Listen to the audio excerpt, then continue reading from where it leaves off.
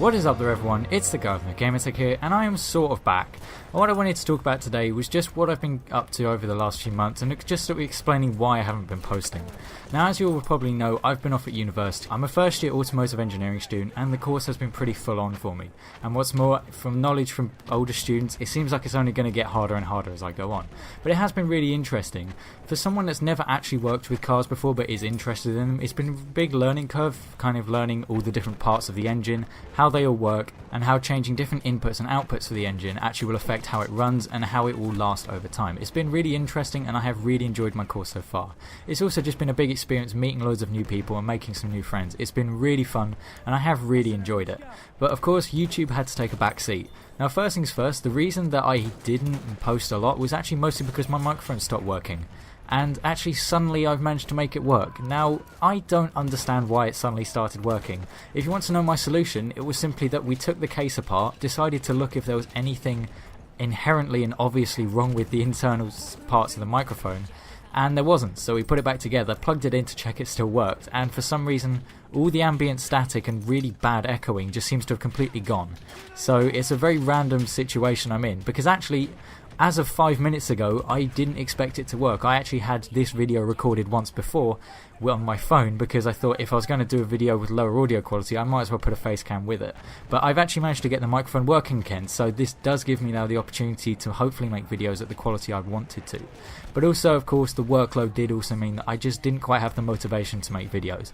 I've actually kind of enjoyed taking the break from it, because I feel that maybe I've come up with some better ideas of things I wanted to talk about in the future.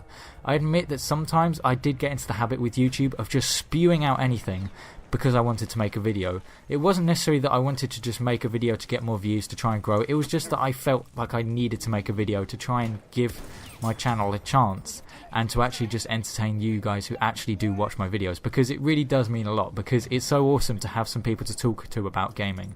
Because although some of my friends are also into gaming, they aren't always as heavily into it or into the same games as I am. So YouTube's always been a really cool place where I could interact with other gamers, meet some like-minded people, and just talk about the games we really enjoy playing. And speaking of games, the games I've been primarily playing over the last couple of months would be Battlefield 1 and Rainbow Six Siege.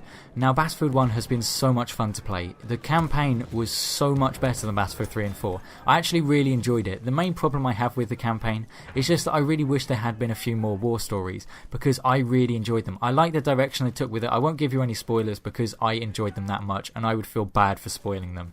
But I did enjoy them. They may be a little bit short, but I did enjoy what they offered. And actually, I have found myself at times contemplating, do I want to play multiplayer, or do I actually just want to replay the war stories, because that was how much I personally enjoyed them.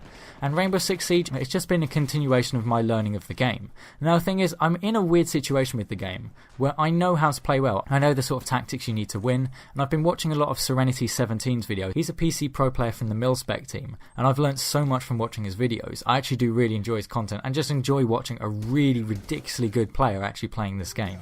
And it leaves me in the situation where often my knowledge massively outweighs my ability, because I don't play the game enough to actually be consistently good at it, but I do still really enjoy learning it. So I'm often in a position where I spend a lot of time in Terrorist Hunt just trying to warm up, and then I'll go into multiplayer.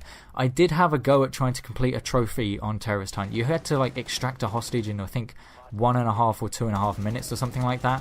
I didn't quite manage to do it, and it was quite rage inducing trying to just learn all the spots on one map to try and complete it. It was extremely difficult, and unfortunately I haven't managed to complete it as yet. But one set of games that I haven't talked about and really wanted to, but I only found out when I made the video where my microphone actually started playing up, was Uncharted. Now, in the summer I bought the Nathan Drake collection remastered, and oh my god, those games were amazing.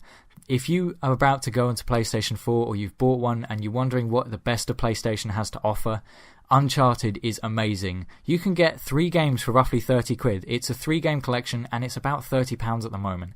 It is absolutely worth the money. The stories each game tells are amazing. I've really enjoyed them and I'm really looking to playing Uncharted 4 as well as The Last of Us Remastered, because The Last of Us was also made by Naughty Dog and they are just an awesome developer because the games they make are just phenomenal. And I was really disappointed when I found out I wasn't going to be able to make the video I wanted to about them because my microphone was playing up.